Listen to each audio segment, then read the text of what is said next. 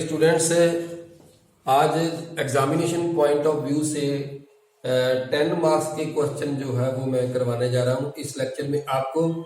तो ध्यान से सुनना ताकि एग्जाम में इसका आपको फायदा हो सके। 10th क्लास की एग्जामिनेशन के पॉइंट ऑफ व्यू से फर्स्ट क्वेश्चन है 2 मार्क्स का। Given 15 cot a is equal to 8, find sin a secant a। तो 15 cot a, यहां से हम cot a निकाल लेते हैं। 8/15 आ गया हमारे पास cot a। तो cot थीटा का क्या फार्मूला होता है? cot थीटा का फार्मूला होता है बेस ओवर परपेंडिकुलर। इसका मतलब ये हुआ कि हम एक ट्रायंगल बनाएंगे जिसमें बेस हमें दिया है और परपेंडिकुलर हमें दिया है। इसके बाद बात है a की। ये जो a है, किसी भी एक एक्यूट एंगल पर आपने a लिखना है। ये दोनों एक्यूट एंगल है, हम यहां पर लिखते हैं a, क्योंकि जो एंगल हमने a लिया है उसके सामने परपेंडिकुलर हम सपोज करते हैं कि इसके सामने जो है वो परपेंडिकुलर होगा। अगर मैं a ये लेता हूं तो परपेंडिकुलर हमें इसको सपोज करना पड़ेगा, क्योंकि बच्चे इस लाइन को आमतौर पर बेस कहते हैं, इसलिए हमने थीटा ये लिया है ताकि परपेंडिकुलर ये हो जाए। तो a ये आ गया, b c किसी भी जगह पर आप लिख सकते हो। तो बेस है हमारे पास 8 यूनिट्स एंड परपेंडिकुलर है 15 यूनिट्स। तो सबसे पहले हमने ये हाइपोटेन्यूज पता करना है according to Pythagoras theorem. According to Pythagoras theorem, Pythagoras theorem के अकॉर्डिंगली क्या होता है कि h² is equal to b² plus p²। Hypotenuse square is equal to base square plus perpendicular square. हमने हाइपोटेन्यूज ही पता करना है। बेस 8 यूनिट है, परपेंडिकुलर 15 यूनिट है। 8 8 दा 64, 15 15 दा 225, ये ऐड करके आ गया 289। तो h² is equal to 289, h is equal to आ जाएगा 289 का अंडरवुड, ये होता है 17। तो 17 यूनिट्स हमारे पास इसका हाइपोटेन्यूज आ गया। मैं यहां पर लिख देता हूं 17। तो अब हमने साइन a पता करना है, कोई भी चीज पता कर सकते हो। साइन का फार्मूला साइन थीटा का p/h, परपेंडिकुलर ओवर हाइपोटेन्यूज। तो परपेंडिकुलर क्या है 15, हाइपोटेन्यूज क्या है 17। तो 15/17 आंसर आ गया। इसके बाद है सीकेंट a। जो सीकेंट a होता है ये कॉस a का उल्टा होता है, कॉस थीटा का उल्टा। कॉस थीटा होता है b/h, यानी बेस ओवर हाइपोटेन्यूज। तो क्या बन गया h/b, यानी हाइपोटेन्यूज ओवर बेस। तो h/b, h है हमारे पास 17, b है हमारे पास 8। तो ये था फर्स्ट क्वेश्चन 2 मार्क्स का। अभी नेक्स्ट करते हैं। नेक्स्ट क्वेश्चन है, फिगर दी हुई है, इसमें LM is parallel to CB। ये LM लाइन है CB के पैरेलल। LN is parallel to CD, ये वाली लाइन इस CB के पैरेलल है। हमने ये प्रूफ करना है। तो सबसे पहले गिवन लिखेंगे। गिवन में क्या दिया हुआ है, ये जो बात दी रखी है LM is parallel to CB, LN is parallel to CD, ये हमने लिख दिया। इसके बाद है टू प्रूव, कि प्रूव हमने क्या करना है। जो प्रूव करना है वो लिख देना है। AM/MB is equal to AN/ND, ये हमने प्रूव करना है, ये लिख दिया।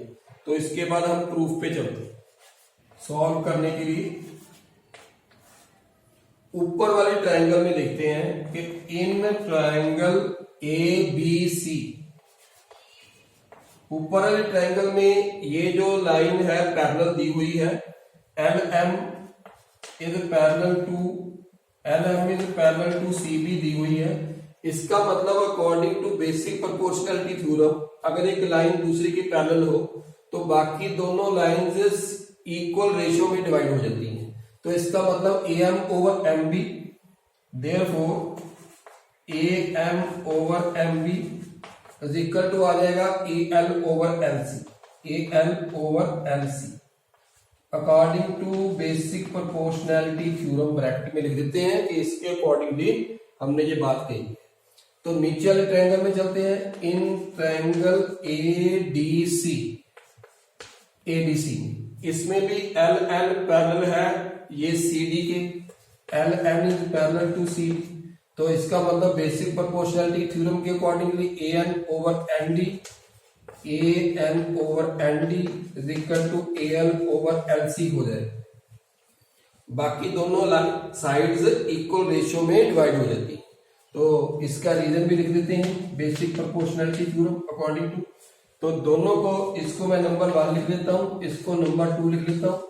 From number 1 and 2 right hand side आप देख रहे हो कि बिल्कुल इक्वल है A L over L C, तो लेफ्ट हैंड साइड इक्वल होगा। Therefore A M over M B is equal to आ जाएगा A N over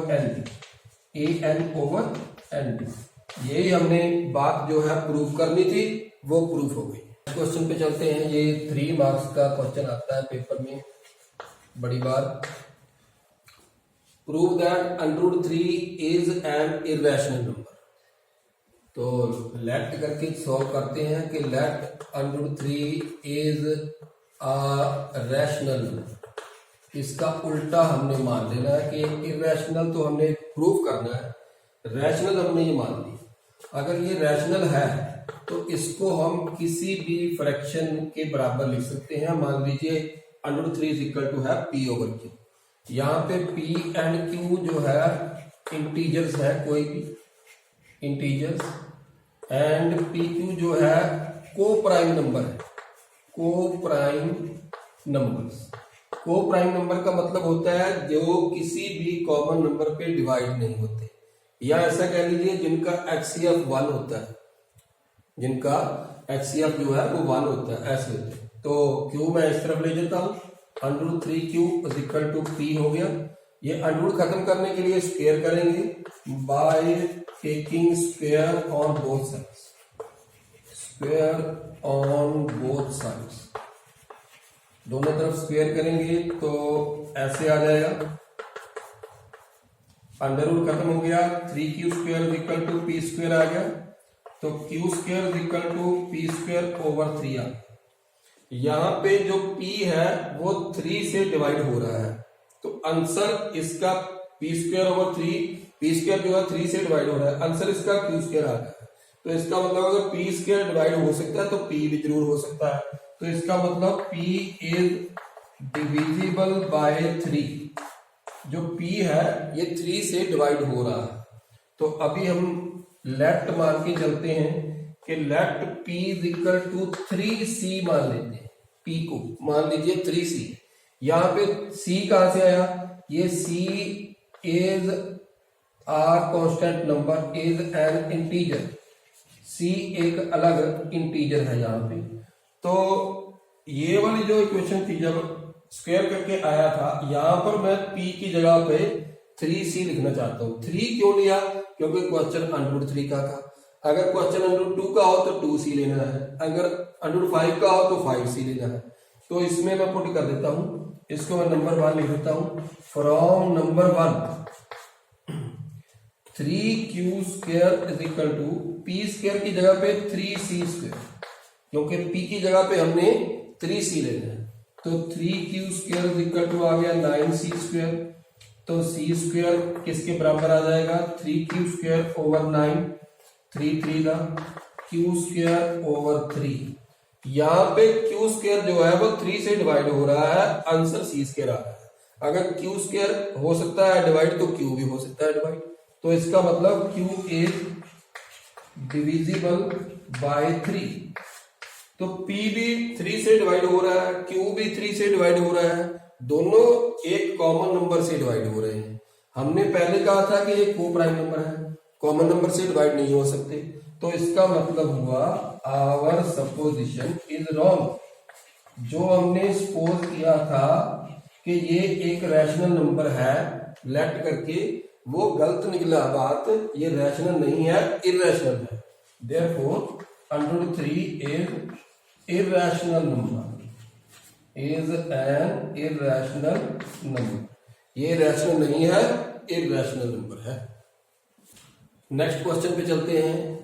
a bag contains cards number 1 to 49। एक बैग में कुछ कार्ड है, उनके ऊपर 1 से लेके 49 तक लिखा हुआ है। फाइंड द प्रोबेबिलिटी पता करनी है। Find the number that the number on the drawn card is this, कि अगर एक कार्ड उसमें से निकाल लिया जाए तो वो कार्ड कौन सा होगा, इसकी प्रोबेबिलिटी हमने पता करनी है।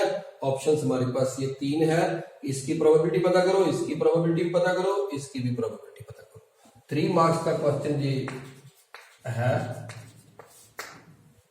तो सबसे पहले total number of cards, total number of cards ये है हमारे पास 1 to 49, यानी कि 49 कार्ड्स है हमारे पास। तो नंबर 1 है एन ऑड नंबर। तो total number of cards of odd number, इसमें ऑड नंबर के कितने कार्ड होंगे? अगर 1 से लेके 50 तक कार्ड हो तो 25 इवन होते हैं, 25 ऑड होते हैं। अभी 1 से लेके 49 तक है, यानी 50 वाला कार्ड नहीं है। तो 50 वाला कार्ड नहीं है का मतलब इवन नंबर नहीं है, तो 24 रह बच गए इवन। तो ऑड कितने हैं? 25। तो इसलिए टोटल नंबर ऑफ कार्ड इसमें ऑड वाले 25 है। तो प्रोबेबिलिटी ऑफ इवेंट पता करनी है। जिसकी प्रोबेबिलिटी पता करनी है वो पहले लिखेंगे, टोटल नीचे लिखेंगे। 25 over 49 आंसर आ गया। नंबर 2। दूसरा है a multiple of 5। Total number of cards of multiples of 5 के मल्टीपल्स के कितने कार्ड इसमें है? 1 से लेके 49 तक 5 का टेबल अगर हम 5 10 द 50 करें तो 10 मल्टीपल्स होते हैं, लेकिन 50 तो इसमें है नहीं, 49 तक ही है। इसका मतलब 5 9 द 45। तो 9 कार्ड्स होंगे इसमें जो 5 के मल्टीपल्स होंगे। तो प्रोबेबिलिटी क्या आ जाएगी? 9 over 49। जिसकी प्रोबेबिलिटी पता करनी है वो ऊपर, टोटल नीचे। अगर कर सकते हैं तो इसको काटना है, अगर नहीं कर सकते तो नहीं काटना। Number 3, third option, even prime number. तो cards of even prime number, जो प्राइम नंबर होते हैं वो होते हैं 2 3 5 7 11। ये जो किसी भी नंबर के टेबल पर नहीं आते, या 1 से डिवाइड होते हैं या अपने आप से डिवाइड होते हैं, ये प्राइम नंबर। तो सबसे एक ही प्राइम नंबर हमारे पास इवन होता है, वो है 2। तो इसका मतलब ये हुआ कि 1 ही कार्ड, इसमें एक ही कार्ड सिर्फ है 2 नंबर वाला कार्ड, एक ही कार्ड है इवन प्राइम नंबर। तो प्रोबेबिलिटी क्या बन जाएगी? 1 over 49। तो ये रहा आंसर। तो 10 मार्क्स के क्वेश्चंस जो है हमने इस लेक्चर में किए हैं। आपने इसको अच्छे से रिवाइज करना है और सॉल्व करना है। Thank you.